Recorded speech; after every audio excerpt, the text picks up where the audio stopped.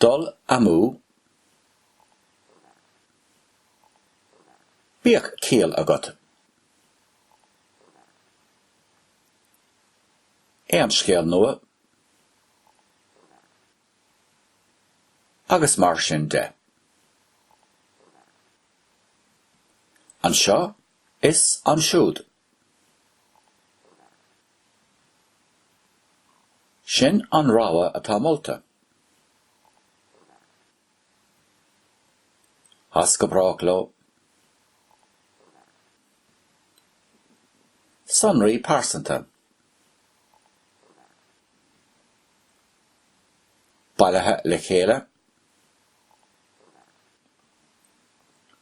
Is dúlgas é.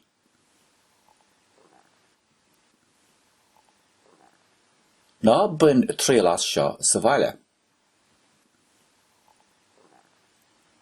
Tá sé páirtithe. Cad is mian leat? Cá bhfuil an cóisiir.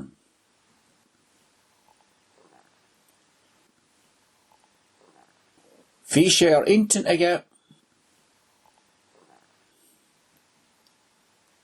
Buile faoi thuairim a thabhairt.